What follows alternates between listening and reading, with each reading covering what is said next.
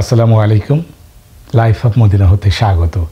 সুধী দর্শকবৃন্দ, সিরাতের উপরে আলোচনা আজকে নবম দিনের মতো বরাবরের মতো আমার সাথে শায়েখ হোসেন আহমেদ আজাহারি, যিনি এই সিরাতের উপরে একজন বিশেষজ্ঞ। তো তার মুখে আজকে এই নবম দিনের আলোচনা শুনব। প্রিয় দর্শক, আমরা প্রিয় নবী হযরত মুহাম্মদ সাল্লাল্লাহু আলাইহি ওয়াসাল্লামের সিরাত নিয়ে আলোচনা করছিলাম। গত পর্বে আমরা বাইতুল মুকাদ্দাসে রাসূল করিম সাল্লাল্লাহু আলাইহি ওয়াসাল্লামের ইমামতিতে 1 লক্ষ বা তার বেশি নবী এবং রাসূলগণ সহ যারা পিছনে মুক্তাদি ছিলেন, মামু ছিলেন, রাসূল করিম সাল্লাল্লাহু আলাইহি ওয়াসাল্লাম ইমাম ছিলেন, এ পর্যন্ত আমরা গিয়েছিলাম। এরপর থেকে আজকে শুরু করছি। সেখানে একটা শিক্ষা রয়ে গেছে আমাদের জন্যে। পৃথিবীর সব মসজিদে আমরা দেখতে পাই মুসল্লিরা, মুক্তাদিরা তারা নামাজের জন্য অপেক্ষা করে, ইমাম সাহেব পরে আসেন। এটাই মূলত ইসলামের রীতি। আমরা বাইতুল মুকাদ্দাসের নামাজের বেলায় একই রকম দেখতে পাই। প্রত্যেকটা নবী এবং রাসূলগণ সেখানে অপেক্ষা করছিলেন ইমাম সাহেব কখন আসবেন।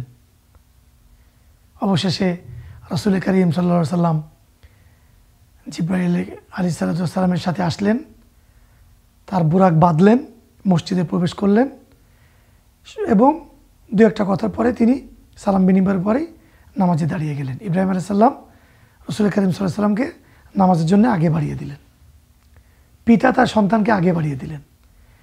তো এই জন্যে কেউ যদি কখনো মনে করে ইমাম সাহেব প্রতিদিন পরে আসে কেন, এটা অপরাধ না, বরং এটাই হওয়া উচিত। এরপরে যখন নামাজ শেষ হলো, জিবরাইল আলাইহিস সালাম আল্লাহর পক্ষ থেকে একটা পেয়ালা নিয়ে আসলেন। পেয়ালার উপরে 2টি গ্লাস ছিল, একটার মধ্যে দুধ আর একটার মধ্যে মদ। রাসূল করিম সাল্লাল্লাহু আলাইহি ওয়াসাল্লাম যেটা দুধ তিনি সেটা গ্রহণ করলেন। জিবরাইল আলাইহিস সালাম খুশি হয়ে বললেন, আপনি আপনার ফিতরাতকে বেছে নিয়েছেন, আপনি আপনার কল্যাণ বেছে নিয়েছেন। হ্যাঁ, যে এই দুধ গ্রহণ করার দ্বারা আমরা আপনার উম্মত হেদায়েত প্রাপ্ত হয়ে গেল। আপনি যদি মদ নিতেন তাহলে আপনার উম্মত জাহান্নামবাসী হয়ে যেত।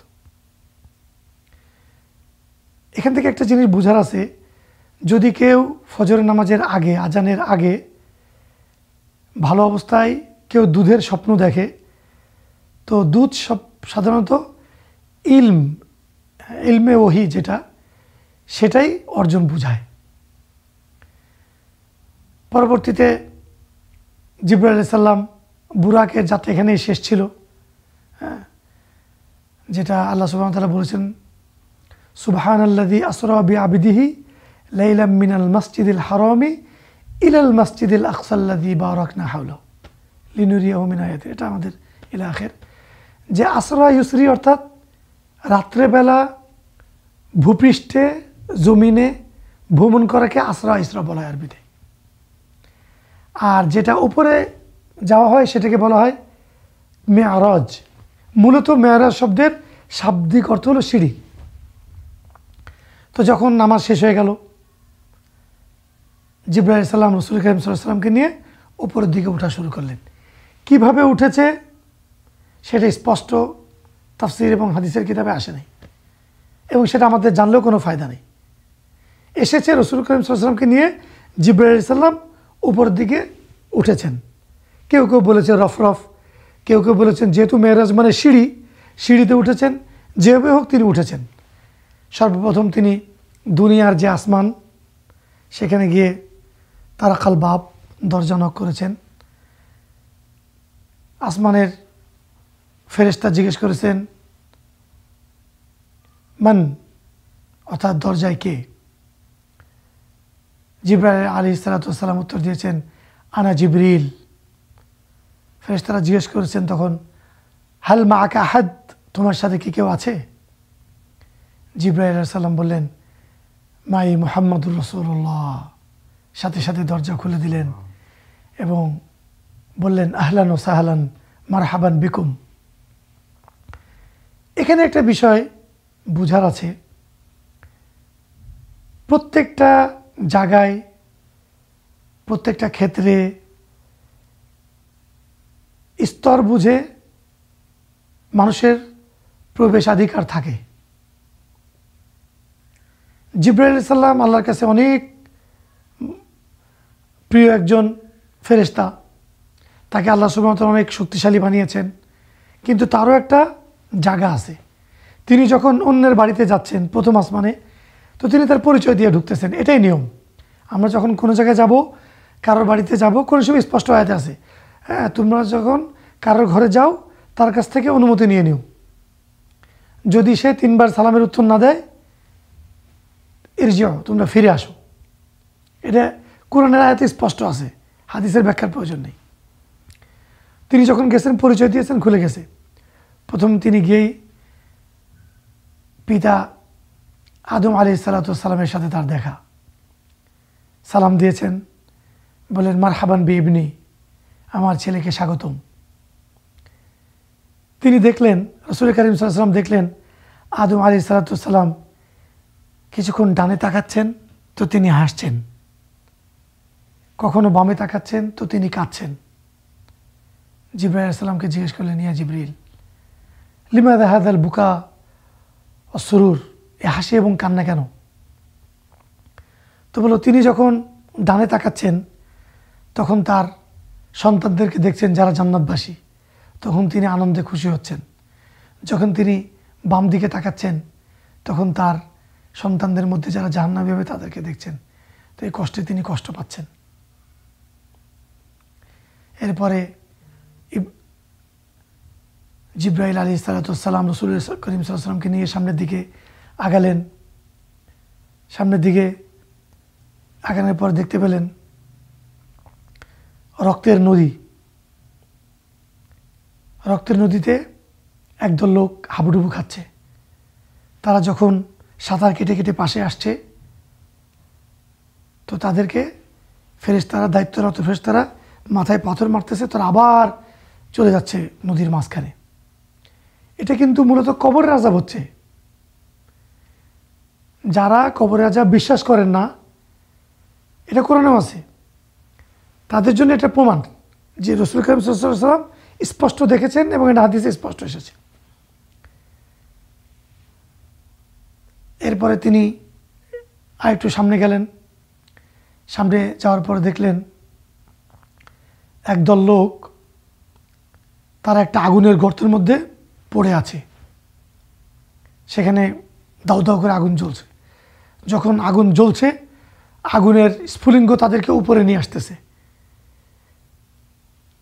মুখের দিকে কিছু ফেরেশতা দায়িত্বরত তাদেরকে আবার ভিতরে পাথর মেরে দিয়ে দিচ্ছে। জিজ্ঞেস করা হলো, এরা কারা? তো জিবরাইল আলাইহিস সালাম বললেন, এরা সদকা দিত না, ঠিক মতো যাকাত আদায় করতো না। কিছু দূর সামনে গেলেন। সামনে গিয়ে দেখলো কিছু মহিলা, তাদের স্তন বেঁধে রাখা হয়েছে, অর্থাৎ তাদের শরীর স্তনের উপরে ঝুলছে। জিজ্ঞেস করলো, রাসূল কারীম সাল্লাল্লাহু আলাইহি ওয়াসাল্লাম জিজ্ঞেস করলেন, ইয়া জিবরিল মান হাউলা, এরা কারা?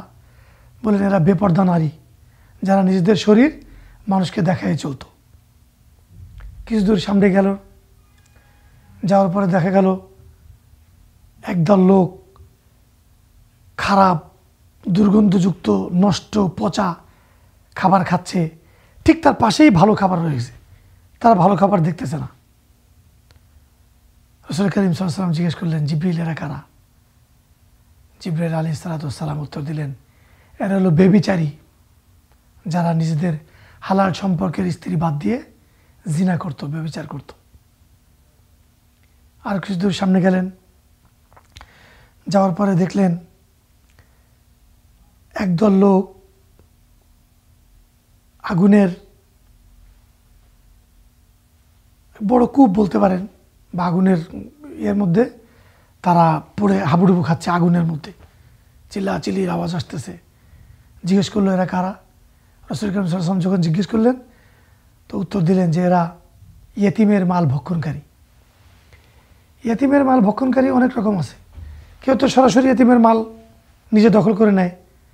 আবার অনেক সময় দেখা গেলো বাবা মারা গেছে, ছোট বোন ছোট ভাই অথবা সমবয়সী ভাই, যে ভাই একটু লেখাপড়া বুঝে কিন্তু শিক্ষা পায়নি ঠিক মতো, সে দেখা গেল অন্য ভাইয়ের অন্য বোনদের জমিটা লিখে নিল।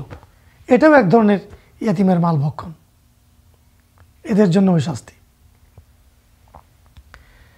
আর একটু সামনে গেলেন, দেখতে পেলেন একদল লোকের ঠোঁট কাটা হচ্ছে আগুনের কেচি দিয়ে। রাসূল করিম সাল্লাল্লাহু আলাইহি সাল্লাম জিজ্ঞেস করলেন, জিবরিল মান হাউলা, কারা এরা? জিবরিল আলাইহিস সালাম উত্তর দিলেন, ইয়া রাসূলুল্লাহ, এরা হলো উম্মতের মাঝে ওয়াজ করত, নসিহত করতো মানুষকে ভালো কাজের, কিন্তু মানুষকে যা বলতো নিজেরা তা মানত না, নিজেরা সে অনুযায়ী আমল করতো না। এজন্যে তাদের আগুনের কেচি দিয়ে ঠোঁট কেটে দেওয়া হচ্ছে। এভাবে রাসূল সাল্লাল্লাহু আলাইহি ওয়াসাল্লামকে জান্নাত দেখানো হলো, জাহান্নাম দেখানো হলো। রাসূল সাল্লাল্লাহু আলাইহি ওয়াসাল্লাম যখন জান্নাতে গেছেন, সেখানে তিনি বেলাল রাদিয়াল্লাহু তাআলা আনহুর পায়ের আওয়াজ শুনতে পেয়েছেন। পরবর্তীতে যখন তিনি মেরাজ থেকে ফিরে এসেছেন, জিজ্ঞেস করছে, ইয়া বিলাল মাযা তাফআল, লাকাদ সামি'তু সাওতা নিআলিকা ফিল জান্নাহ, আমি তোমার পায়ের জুতার আওয়াজ শুনেছি জান্নাতে। তখন বিলাল বললেন, ইয়া রাসূলুল্লাহ, আমি তো তেমন কোনো আমল করি না, বলছে মনে করো। বলছে, ইয়া রাসূলুল্লাহ, আমি ওযুর পরে 2 রাকাত নামাজ পড়ি, তাহিয়াতুল ওযু যেটা। তো বলছে, এই কারণে আল্লাহ সুবহানাহু ওয়া তাআলা তোমার এই আমল পছন্দ করে তোমাকে জান্নাতে করছে। ছোট্ট আমল, কিন্তু আমরা সবাই চেষ্টা করবো ইনশাআল্লাহ। ছোট্ট আমল কিন্তু অনেক বড় প্রতিদান। রাসূল করিম সাল্লাল্লাহু আলাইহি সাল্লাম দ্বিতীয় আসমানে গেলেন। দ্বিতীয় আসমানে যাওয়ার পরে সেখানে ঈসা আলাইহিস সালাতু ওয়াস সালাম এবং ইয়াহইয়া আলাইহিস সালাতু ওয়াস সালামের সাথে দেখা। তাদের সাথেও তারাও কথা বলেন, মারহাবান বিআখি, আহলান ওয়া সাহলান বিআখি। হ্যাঁ, তারাও সালাম দিলেন, সম্বোধন করলেন, ওয়েলকাম জানালেন। এরপরে চলে গেলেন তৃতীয় আসমানে। প্রতিটা আসমানে জিবরিলকে পরিচয় দিতে হচ্ছে। মান আন্ত, আনা জিবরিল। মান মাআক, মাই মুহাম্মদুর রাসূলুল্লাহ। হ্যাঁ, আপনি কে? আমি জিবরিল।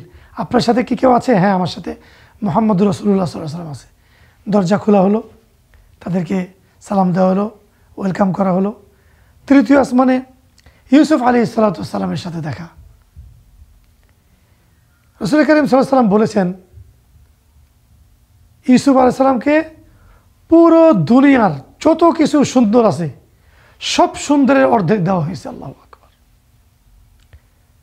শুধু মানুষ না, যত রকমের সৃষ্টি আছে আল্লাহ, 18,000 মাখলুকাত বা তার বেশি, যত মাখলুকাত আছে যা তার সবচেয়ে সুন্দর, সুন্দরগুলোর অর্ধেক তাকে দেওয়া হয়েছে। আল্লাহু আকবার। আমরা একটু চিন্তা করি, তাহলে আমাদের নবী কত সুন্দর ছিলেন। আমাদের নবীর ব্যাপারে বলা হয়েছে, হ্যাঁ, যে চাঁদেরও কলঙ্ক আছে, মানে চাঁদেরও দাগ আছে, কিন্তু আমাদের নবীর চেহারায় কোনো দাগ ছিল না আলাইহিস সালাতু ওয়াস সালাম। সেখান থেকে চতুর্থ আসমানে যাওয়া হলো। চতুর্থ আসমানে সাক্ষাৎ হলো ইদ্রিস আলাইহিস সালাতু ওয়াস সালামের সাথে। তিনি গেলেন, তাকে সালাম দেওয়া হলো। এভাবে পঞ্চম আসমানে হারুন আলাইহিস সালাতু ওয়াস সালাম। ষষ্ঠ আসমানে মূসা আলাইহিস সালাতু ওয়াস সালাম। মূসা আলাইহিস সালাতু ওয়াস সালামের ব্যাপারে রাসূল কারীম সাল্লাল্লাহু আলাইহি ওয়াসাল্লাম বলেছেন, স্পষ্ট হাদিসে এসেছে, তিনি খুব কালো ছিলেন, তিনি চিকন ছিলেন, লম্বা ছিলেন, শরীরটা চিকন ছিল, খুব খুব সাহসী নবী ছিলেন তিনি। উম্মতের জন্য অনেক বছর দাওয়াত দিয়েছেন, কষ্ট করেছেন। সপ্তম আসমানে যখন তিনি গেলেন, ইব্রাহিম আলাইহিস সালাতু ওয়াস সালামের সাথে দেখা। তার জন্য দরজা খোলা হলো। একইভাবে প্রশ্ন করা হলো, মান আন্ত, আনা জিবরিল, আমি জিবরিল। মান মাআক, মাই মুহাম্মদুর রাসূলুল্লাহ সাল্লাল্লাহু আলাইহি ওয়াসাল্লাম। দরজা খুলে গেল। সাথে সাথে ইব্রাহিম আলাইহিস সালাম সালাম দিলেন এবং বললেন, মারহাবান বি ইবনি, আমার ছেলেকে আমার কাছে স্বাগত। সেখানে তিনি কিছুক্ষণ দেখলেন যে ছোট ছোট শিশুরা, হ্যাঁ, তিনি বাইতুল মামুর দেখলেন, যেটা ঠিক কাবার উপরে, দুনিয়াতে কাবা যে জায়গায় ঠিক তার উপরে বাইতুল মামুর, সেখানে ফেরেশতারা তওয়াফ করতেছেন। প্রতিদিন 70,000 ফেরেশতা তওয়াফ করে এবং এই যারা 70,000 তওয়াফ করতেছে কিয়ামত পর্যন্ত দ্বিতীয়বার তাদের আর নসিব হবে না। কি পরিমাণ ফেরেশতা আল্লাহ সুবহানাহু ওয়া তাআলা সৃষ্টি করেছেন এবার একটু আমরা কল্পনা করি। তারা তওয়াফ করছেন এবং তিনি একটা জায়গায় হেলান দিয়ে বসে বাচ্চাদেরকে পড়াচ্ছেন। রাসূল কারীম সাল্লাল্লাহু আলাইহি ওয়াসাল্লাম জিজ্ঞেস করলেন, ইয়া জিবরিল, এরা কারা? তো বললো, যে সমস্ত মুসলমানের সন্তানেরা ছোটবেলায় মারা গেছে তাদেরকে তিনি পড়াচ্ছেন। আল্লাহু আকবার। সেখান থেকে জিবরাইল আলাইহিস সালাম একটা গাছ দেখালেন, সিদরাতুল মুনতাহা। এই গাছটির ফল হলো বড় বড় পাথরের মতো একটা, হাদিসে সে হাজরুন কাবির। তার ওই সিদরাতুল মুনতাহার গাছের পাতা হচ্ছে, হাদিসে আসছে, উদুনুল ফিল, হাতির কানের মতো বড়। যাই হোক, জিবরাইল আলাইহিস সালাম আর যেতে পারবেন না সামনে। ফার্সি এক কবি বলেছেন, अगर एक सारे मुँह ये बरतर परम फुरूगे तजल्ली बसूजत परम लव तकद्दम लाहतरक। অর্থাৎ আমি যদি সামান্য চুল পরিমাণ এখান থেকে আর একটু যাই, আমি পুড়ে ছারখার হয়ে যাব। সিদরাতুল মুনতাহায় জিবরাইল আলাইহিস সালাম আবারও তার সেই 600 পাখা বিশিষ্ট আসল রূপে ফিরে এসেছিলেন। সেখানে রাসূল করিম সাল্লাল্লাহু আলাইহি ওয়াসাল্লাম তাকে দ্বিতীয়বার তার মূল রূপে দেখেছিলেন। প্রথমবার তিনি দেখেছিলেন যখন তিনি হেরা গুহায় নবুয়তের বাণী ইকরা বিসমি রাব্বিকাল্লাযী খালাক, এই বাণী পাওয়ার পরে যখন তিনি বাসায় ফিরছিলেন, তখন জিবরাইল আলাইহিস সালাম আসমানে তার আসল রূপে এসেছিলেন, সিত্তুমিয়াতি জানাহ, 600 পাখাসহ। এবং আজকেও রাসূল করিম সাল্লাল্লাহু আলাইহি ওয়াসাল্লামকে তিনি সে অবস্থায় দেখা দিলেন। এখন রাসূল করিম সাল্লাল্লাহু আলাইহি ওয়াসাল্লাম সেখান থেকে তিনি আল্লাহর কাছে গেলেন, আল্লাহর কাছে বসলেন, আল্লাহর সাথে কথোপকথন হলো। আল্লাহ সুবহানাহু ওয়া তাআলা রাসূল করিম সাল্লাল্লাহু আলাইহি ওয়াসাল্লামকে 50 ওয়াক্ত নামাজ দিলেন। তিনি 50 ওয়াক্ত নামাজ নিয়ে ফিরে আসছিলেন।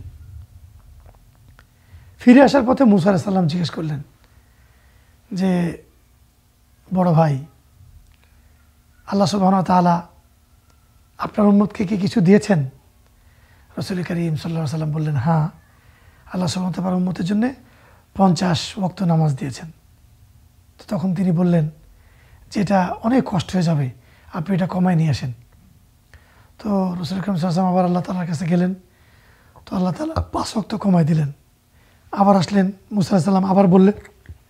এভাবে তিনি 9 বার গিয়েছেন।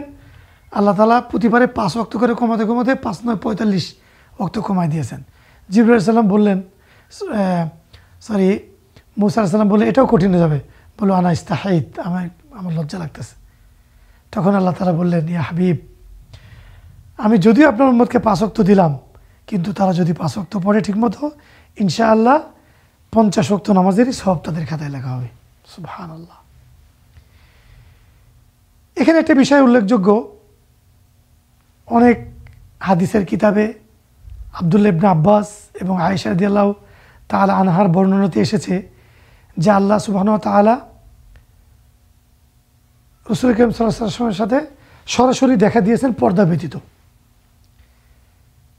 কিন্তু রিওয়ায়াতগুলা সত্যতা তেমন একটা পাওয়া যায় না,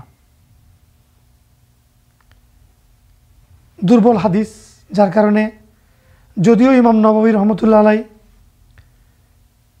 সহ আরও 2-1 মুহাদ্দিসিন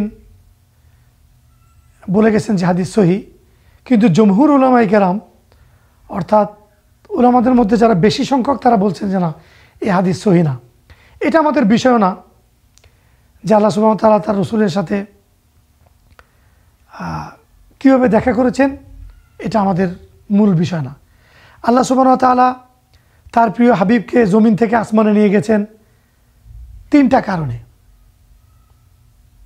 কারণ মূলত একটাই, কিন্তু তার সাথে তিনটা ভাগ। রাসূল করিম সাল্লাল্লাহু আলাইহি ওয়াসাল্লাম নবুয়তের 10ম বর্ষে যখন তার প্রিয়তমা স্ত্রী আম্মাজান খাদিজা রাদিয়াল্লাহু তাআলা আনহা ইন্তেকাল করেন, মানসিকভাবে তিনি খুব ভেঙে পড়েছিলেন। 25টা বছর রাসূল করিম সাল্লাল্লাহু আলাইহি ওয়াসাল্লাম যার সাথে সংসার করেছেন, যখন রসুলের আশ্রয়ের প্রয়োজন ছিল মক্কায়, তিনি তার অর্থ দিয়ে, জীবন দিয়ে সব কিছু উজাড় করে দিয়েছিলেন ইসলামের জন্যে এবং তার প্রিয় স্বামী হযরত মুহাম্মদ সাল্লাল্লাহু আলাইহি ওয়াসাল্লামের জন্যে। সেই তিনি দুনিয়া ছেড়ে চলে গেছেন। রাসূল করিম সাল্লাল্লাহু আলাইহি ওয়াসাল্লাম এই কষ্ট সইতে না সইতেই তার সবচেয়ে বড় আশ্রয় চাচা আবু তালেবও চলে গেলেন। নবীজি খুব হতাশ হয়ে পড়লেন। তখন তিনি আল্লাহর কাছে কাঁদতেন আর বলতেন, ইয়া আল্লাহ, আমার এখন করণীয় কি? রাসূল আকরাম সাল্লাল্লাহু আলাইহি ওয়াসাল্লাম নিজেই কোনো এক ইশারায় তিনি তখন তায়েফে আশ্রয় নিতে গিয়েছিলেন।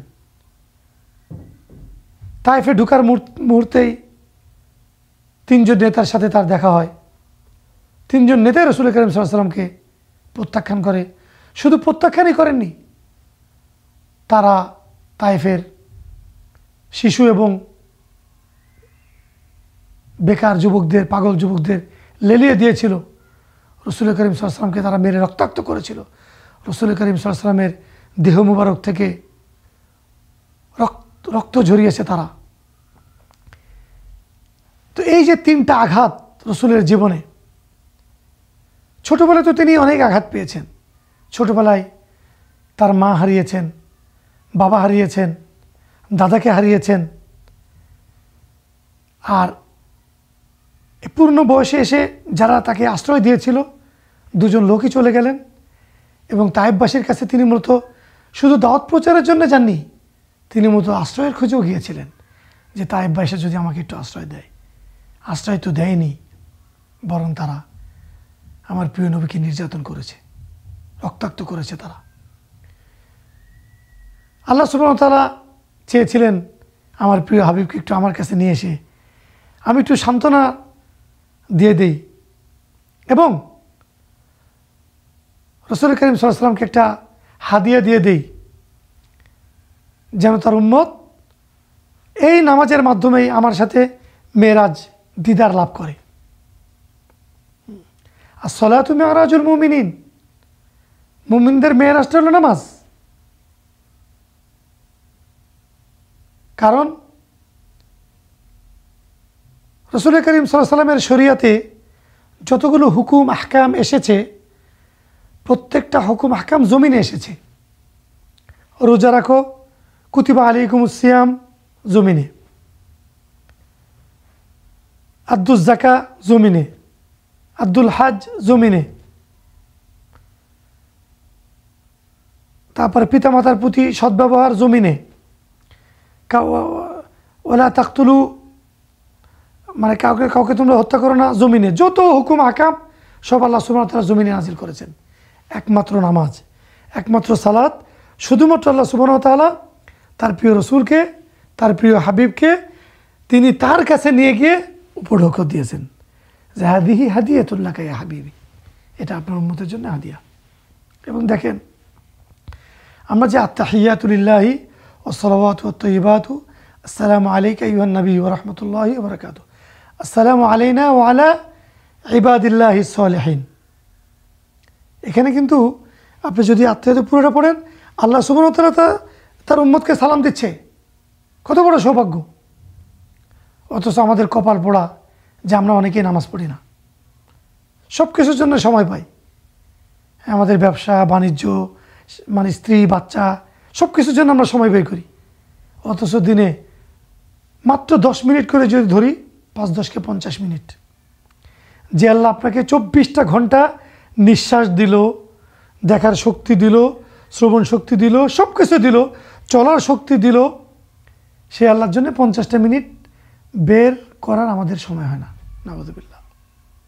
সবাই চেষ্টা করি আমরা আল্লাহ সুবহানাহু ওয়া তাআলা আমাদেরকে 5 ওয়াক্ত নামাজ সুস্থতার সাথে জামাতের সাথে পড়ার তৌফিক দেখ, আল্লাহুম্মা আমিন।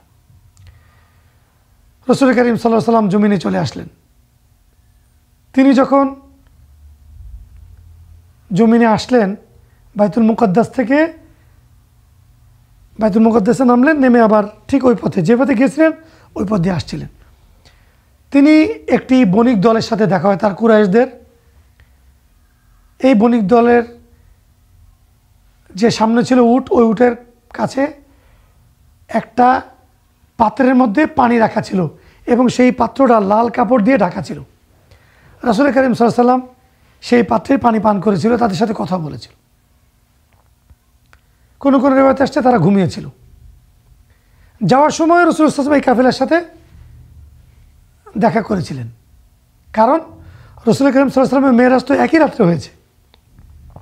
এখন প্রশ্ন আসতে পারে, বা যারা মুস্তাশরিকিন, ভিন্ন ধর্মী, অথবা যারা মুলহিদিন, আল্লাহকে মানে না, তারা বলে এটা হাউ টু পসিবল দিস, এটা কীভাবে সম্ভব? একদম সিম্পল একটা বিষয়। আমরা যে বলি জামান, সময়, টাইম, এটা তৈরি করেছেন কি? আল্লাহ সুবহানাহু ওয়া তাআলা। আল্লাহর জন্য সব কিছুই সহজ। আল্লাহ তাআলা টাইমকে বলছে স্টপ, পুরো পৃথিবী টাইম স্টপ। হ্যাঁ, আপনি যদি সময়কে স্টপ করে দেন, তাহলে যদি 50,000 বছর চলে যায় আপনি তো টের পাবেন না, কারণ টাইম তো রাত 3টা বাজে স্টপ হয়ে গেছে। এখন 100 বছর পরেও কিন্তু রাত 3টায় বাজে, কারণ স্টপ হয়ে আছে। কারণ যুগের নিয়ন্ত্রণকারী তিনি। হ্যাঁ, কোনো এক বিজ্ঞানীকে জিজ্ঞেস করা হয়েছিল যে আপনি কীভাবে এটা করবেন, তো বলছে আমাকে যুগের বাইরে যেতে হবে, আমাকে টাইমের বাইরে দিয়ে দাও। তো টাইমের বাইরে তো আমরা যেতে পারবো না, কারণ এটা আল্লাহ তাআলার সৃষ্টি। তো যেহেতু আল্লাহ তাআলা টাইম সৃষ্টি করেছেন, তিনি টাইমকে বলে দিয়েছেন স্টপ। কোনো কোনো হাদিসে এসেছে রাসূল করিম সাল্লাল্লাহু আলাইহি ওয়াসাল্লাম যখন শুয়েছিলেন মেরাজে যাওয়ার সময়, তো ঘুম থেকে ওঠার পর তিনি উজু করেছিলেন। তো উজু করেছিলেন তো ওই অবস্থায় যে চলে গেছে, উনি এসে যখন দেখে ওই অজুর পানি তখনও গড়াচ্ছে, তার মানে কি সব কিছু স্টপ ছিল। হ্যাঁ, এটা একটু চিন্তা করলে পারবে। এটা নিয়ে আমাদের গবেষণার বিষয় না, কিন্তু সাধারণভাবে বলছি আর কি। আরও একটা ঘটনা আমরা উল্লেখ করতে ভুলে গিয়েছিলাম, সেটা হচ্ছে রাসূল করিম সাল্লাল্লাহু আলাইহি ওয়াসাল্লাম যখন তার বয়স 3 বছর ছিল, তখন একবার শাক্কে সদর হয়েছিল, অর্থাৎ ওপেন হার্ট সার্জারি বা যেটাই বলেন। তার রাসূল করিম সাল্লাল্লাহু আলাইহি ওয়াসাল্লামের বুক চিরে আল্লাহ সুবহানাহু ওয়া তাআলা তার হৃদয়কে ধুয়ে দিয়েছিলেন। ঠিক মেরাজের আগেও তাকে রাসূল সাল্লাল্লাহু আলাইহি ওয়াসাল্লামকে উঠায় নিয়ে হাতিমে কাবার পাশে, হাজরে ইসমাইলের পাশে, ওখানেও তাকে আবারও শাক্কে সদর করা হয়। তার কারণ তিনি এখন জমিনে আছেন, তাকে নেওয়া হবে কোথায়? ভিন্ন জগতে। তো ভিন্নতে জগতে নেওয়ার জন্যে তার শারীরিক এবং মানসিক একটা শক্তি দরকার। জগৎটা ভিন্ন। আমরা সাধারণত এক দেশ থেকে আরেক দেশ যেতে গেলে, বাংলাদেশ থেকে আমেরিকা যদি ডাইরেক্ট ফ্লাইট হয়, ধরলাম 20 ঘন্টা।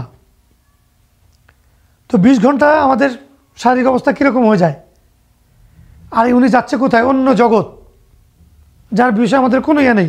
এই জন্য আল্লাহ সুবহানাহু ওয়া তাআলা রাসূল করিম সাল্লাল্লাহু আলাইহি ওয়াসাল্লামের শাক্কে সদর করিয়ে তাকে ঈমানি কুওয়াত এবং দৈহিক কুওয়াত শক্তি দিয়ে দেন, যেন তিনি সেটা সহজে করতে পারে। রাসূল করিম সাল্লাল্লাহু আলাইহি ওয়াসাল্লাম ফজরের আগেই আবার বাইতুল্লাহে পৌঁছলেন। ফজরের নামাজের পরে তিনি বসে আছেন বাইতুল্লাহে। কিন্তু তিনি কি দেখে আসলেন, কোথায় ছিলেন, এগুলো নিয়ে ভাবছেন। একটু একটু গম্ভীর যে অবস্থায় রাসূল করিম সাল্লাল্লাহু আলাইহি ওয়াসাল্লাম সেখানে বসা ছিলেন। পাশ দিয়ে অতিক্রম করছিল এই উম্মতের ফেরাউন আবু জেহেল, তার সাথে ছিল মাতাম ইবনে আদি। যদিও এই লোকটা রাসূলের প্রতি দুর্বল ছিল, তবুও তার সাথীদের সাথে চলাফেরা।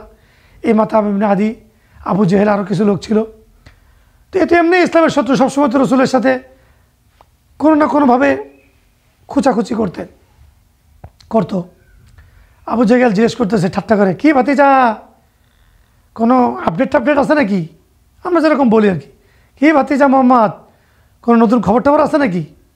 রাসূল করিম সাল্লাল্লাহু আলাইহি ওয়াসাল্লাম বললেন, হ্যাঁ চাচা, আমি তো রাত্রেবেলা বাইতুল মুকদ্দাস গিয়েছিলাম। ও তো নড়ে চড়ে পড়ছে, হ্যাঁ কী বলো তুমি, কোথায় গেছো? বলছে ফিলিস্তিনের বাইতুল মুকদ্দাস। কই তুমি যে কথাটা বলছো এটা কি সবার সামনে বলতে পারবা? কই হ্যাঁ বলতে পারবো। আবু জেহেল তো পারে না, লুঙ্গি খুলে দৌড় দেয়। সাথে সাথে মানে উঁচু জায়গায় দাঁড়ায় দাঁড়ায় সবাইকে ডাকা, ইয়া বানি ফুলান, ইয়া বানি ফুলান, হে অমুক গোত্রের লোকেরা এদিকে আসো এদিকে আসো। তো আবু জেহেল তো নেতার ডাক শুনে মোটামুটি সবাই যারা আশেপাশে ছিল এবং ডাক যতদূর গেছে সবাই চলে আসছে। এসে বলে মোহাম্মদ কী বলে শোনো। মোহাম্মদের কাছে রসুল করিম সাল্লাল্লাহু আলাইহি ওয়াসাল্লামের কাছে সবাই গেলে, যাওয়ার পরে বলল যে আবু জেহেলকে বলতেছে, মোহাম্মদ একটু আগে যে তুমি বললা যে কোথায় যেন গেছো তুমি একটু বলো। সে মুখ দিয়ে বলতেছে না, কত বড় শয়তান। রসুল করিম সাল্লাল্লাহু আলাইহি ওয়াসাল্লাম বললেন, আমি রাতের বেলা ফিলিস্তিনে বাইতুল মুকদ্দাসে গিয়েছিলাম। এরপর তো কেউ হাততালি দেয়, কেউ বা থুতু মারে, কেউ বা মাথা চুল টানে, অনেকে যারা করে আশ্চর্য খবর শুনলে আর কি। এই অবস্থা চলতেছে। একজন দৌড়ে গেছে আবু বকরের কাছে, আবু বকর শুনছো? কই কি? কই তোমার দোস্ত তো পাগল হয়ে গেছে। কই কেন? কই তোমার দোস্ত নাকি রাত্রেবেলা ফিলিস্তিন গেছে আবার চলে আসছে। কই উনি বলছে। কই হ্যাঁ। কই যদি বলে থাকে তাহলে ঠিক বলছে। আল্লাহু আকবার। ফিদা কাবি ও উম্মি ইয়া রাসূলুল্লাহ, ফিদা কাবি ও উম্মি ইয়া আবু বকর। কি ইমান ছিল আবু বকর রাদিয়াল্লাহু তাআলা আনহুর। বলছে উনি যদি বলে থাকেন, মুহাম্মদ যদি বলে থাকে যে সে রাতে গেছে ফিলিস্তিনে এবং চলে এসেছে, লাকাদ সাদাক, সে সত্য কথা বলেছে, তিনি সত্য কথা বলেছেন। আবু বকর রাদিয়াল্লাহু তাআলা ঘর থেকে বেরিয়ে আসলেন, এসে দেখে কাবার পাশে লোকে লোকারণ্য। তিনি পাশে গেলেন, বলে ইয়া রাসূলুল্লাহ হাল সাফারতা ইলা ফিলিস্তিন বাইতুল মুকদ্দাস ওয়া রাজাতা বিল্লাইল, আপনি কি রাত্রেবেলা ফিলিস্তিনে গিয়ে বাইতুল মুকদ্দাসে গিয়ে আবার চলে এসেছেন? বলল রাসূল করিম সাল্লাল্লাহু আলাইহি ওয়াসাল্লাম বললেন, হ্যাঁ আবু বকর আমি গিয়েছিলাম এবং চলে এসেছি। চিল্লা বললেন আবু বকর লাকাদ সাদাকতা ইয়া রাসূলুল্লাহ। সাথে সাথে রাসূল করিম সাল্লাল্লাহু আলাইহি ওয়াসাল্লাম বললেন, আনতা সিদ্দিক মিনাল ইয়াউম, আজকের পর থেকে তুমি সিদ্দিক। সিদ্দিকদের মর্যাদা নবীদের পরে। সাহাবাদের তো মর্যাদা আছে, কিন্তু সাহাবাদের উপরে সিদ্দিক, এরপরে আম্বিয়া। সিদ্দিক পৃথিবীতে কেউ আর হয়নি, কেউ আর হবেও না। আবু বকর আউয়াল ও আবু বকর আখির। এরপরে তো হই হুল্লোড় শুরু হয়ে গেল মক্কায়। কেউ পাগল পালে এক একজন এক এক কথা জিজ্ঞেস করে। তখন সবাই বলল, আচ্ছা ঠিক আছে তুমি যেহেতু গেছো তাহলে বলো তো বাইতুল মুকদ্দাসের কয়টা গেট, কয়টা দরজা, কয়টা খাম্বা? আচ্ছা এটা কি সম্ভব? একটা লোক রাত্রেবেলা গেছে, গিয়ে ওখানে কিছুক্ষণ থেকে চলে আসছে, এর ওটা কি গুনছে রাত্রেবেলা কয়টা? আর তখন কি ইলেকট্রিসিটি ছিল যে সব দরজায় বাতি জ্বালা রাখছে? কিন্তু হতভাগাদের যা নসিব, আল্লাহ সুবহানাহু ওয়া তাআলা তার কুদরতিভাবে বাইতুল মুকদ্দাসকে রসুলের চোখের সামনে নিয়ে আসছে। তারা জিজ্ঞেস করে, রসুল সাল্লাল্লাহু আলাইহি ওয়াসাল্লাম উত্তর দেয়, এতগুলা দরজা, এতগুলা জানালা, এতগুলা খাম্বা, এটা এই পাশে ওটা ওই পাশে, সব পরিষ্কারভাবে বলে দিছে। তাও তাদের হুঁশ হয় না। তখন রসুল সাল্লাল্লাহু আলাইহি ওয়াসাল্লাম বললেন, আচ্ছা আর একটা কথা বলি তোমাদের। তারা বলল, বলো। বলো তোমাদের একটা বাহিনী আসতেছে, ব্যবসায়িক বাহিনী, এটা আমি অমুক জায়গায় দেখছি।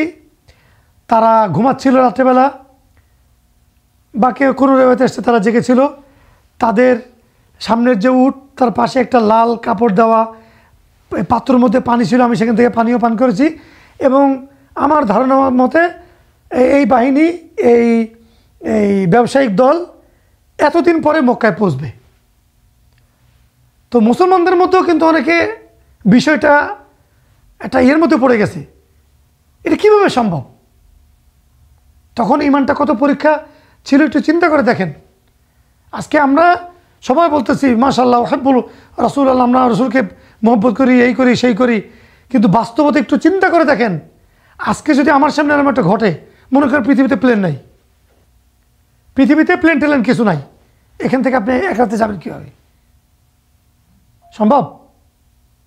হেদায়েতের নূর, হেদায়েত যে কত বড় জিনিস একটু চিন্তা করি সবাই। আবু তালেবের ভাগ্যে হেদায়েত জটিনি, আব্দুল মুত্তালিবের ভাগ্যে হেদায়েত জটিনি। আল্লাহ তাদেরকে দেয়নি।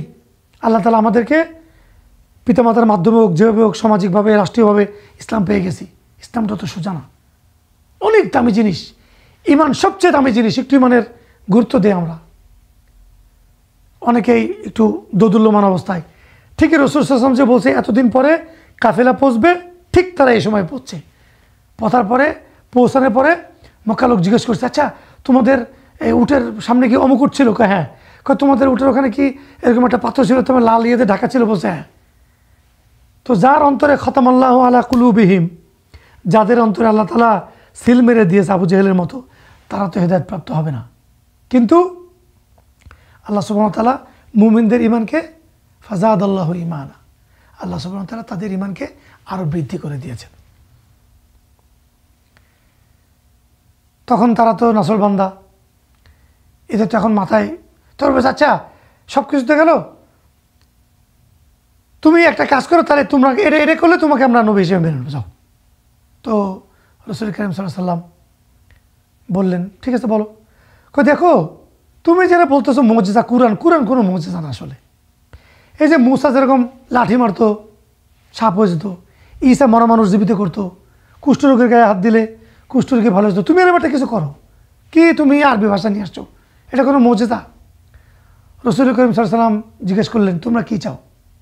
তারা বলল, চাঁদ দ্বিখণ্ডিত করে দাও। তো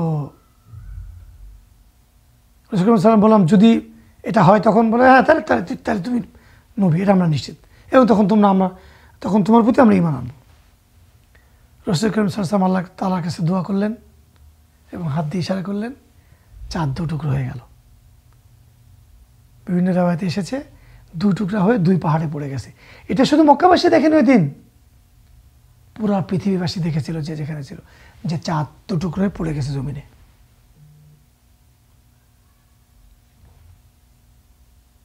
মেরাজ থেকে সামান্য একটু শিক্ষা আমরা গ্রহণ করি, যে নামাজ, সালাত খুব গুরুত্বপূর্ণ একটা জিনিস, এবং কতটুকু গুরুত্ব যে আল্লাহ সুবহানাহু ওয়া তাআলা তার প্রিয় হাবিবকে জমিন থেকে আসমানে নিয়ে দিয়েছেন। নামাজ জান্নাতের চাবি না, শুধু দুনিয়াতে প্রত্যেকটা কাজের চাবি নামাজ। আপনার একটা বিপদ এসেছে, নামাজ পড়েন, আল্লাহর কাছে সিজদায় দোয়া করেন, নফল নামাজ, আল্লাহ সুবহানাহু ওয়া তাআলা আপনার বিপদকে দূরে সরিয়ে দিবেন। সাহাবায়ে কেরাম কিছু হলেই নামাজ পড়তেন। রাসূল কারীম সাল্লাল্লাহু আলাইহি ওয়াসাল্লাম এত নফল নামাজ পড়তেন, হ্যাঁ, হাদিসে এসেছে আয়েশা রাদিয়াল্লাহু তাআলা আনহার বরাত দিয়ে, হাত্তা ইয়াতাফাত্তার কাদামা, রাসূল কারীম সাল্লাল্লাহু আলাইহি ওয়াসাল্লাম পা মুবারক ফেটে যেত। আয়েশা রাদিয়াল্লাহু তাআলা আনহা জিজ্ঞেস করলেন, ইয়া রাসূলুল্লাহ, আল্লাহ সুবহানাহু ওয়া তাআলা আপনার আগে পরের গুনাহ মাফ করে দিয়েছেন, তবু আপনি এত কষ্ট করছেন? রাসূল কারীম সাল্লাল্লাহু আলাইহি ওয়াসাল্লাম জবাব দিয়েছিলেন, আফালা আকুনা আবদান শাকুরা, আমি কি আল্লাহর শুকরগুজার বান্দা হব না? এই জন্য ভাই, পৃথিবীতে কয়দিন আমরা বাঁচব? 60-65, এটা তো একটা সাইন। দাড়ি সাদা হয়ে গেলেই মোটামুটি সাইন কমপ্লিট। কিন্তু আমরা যে কোনো বয়সে মারা যেতে পারি। আমরা এটা না ভাবি কালকে থেকে নামাজ পড়ব, হয়তো আজকে ভাবছি কাল থেকে নামাজ পড়ব, কিন্তু এই কালটা আমার জীবনে নাও আসতে পারে। এই জন্যে যে অবস্থায় যেখানেই থাকেন, নামাজ পড়ি আমরা 5 ওয়াক্ত। নামাজের মাসলা এত কঠিন, জিজ্ঞাসা করা হবে। হ্যাঁ, যারা ফিকাহবিদ তারা বলেন, কোনো লোক যদি জোহরের নামাজ পড়ে জাহাজে উঠে যায়, পানির জাহাজে, আর যদি জাহাজ ডুবে যায়, ওই লোক যদি হাবুডুবু খেতে থাকে আর সূর্য ডুবার আগে মারা যায়, তাহলে, অর্থাৎ সূর্য ডুবার একটু আগে মারা যায়, তাহলে সেই লোকের আসরের নামাজের হিসাব দিতে হবে, যে তুমি কেন ওই দিনের আসর নামাজটা পড়োনি, অথচ সে কিন্তু পানিতে হাবুডুবু খাচ্ছিল। তাহলে সে সময় তার মাসলা কি আপনারা মুফতি সাহেবদের কাছ থেকে জেনে নিয়েন। কিন্তু মাসলাটা হচ্ছে, ওই সময় সে যত দ্রুত সম্ভব ইশারা ইঙ্গিতে নামাজ পড়ে নেবে। তার কিবলা কোন দিকে, যদি সে জানতে পারে, সূর্য কিছুটা দেখে, তাহলে তো বুঝে গেল। আর যদি না পারে, তাহলে কি, যদি আকাশ মেঘাচ্ছন্ন থাকে, তাহলে কি সে ধারণা করে যেভাবে পারে পড়ে নেবে। তা না হলে ওই সময়ের আসরের জন্য তাকে জিজ্ঞাসা করা হবে। নামাজ এরকম গুরুত্বপূর্ণ জিনিস। আল্লাহ সুবহানাহু ওয়া তাআলা মিরাজের শিক্ষা থেকে আমাদের উপকৃত হওয়ার তৌফিক দান করুক। আজকের মতো এখানেই শেষ করছি। আগামী পর্বে দেখা হবে। আসসালামু আলাইকুম ওয়া রাহমাতুল্লাহ।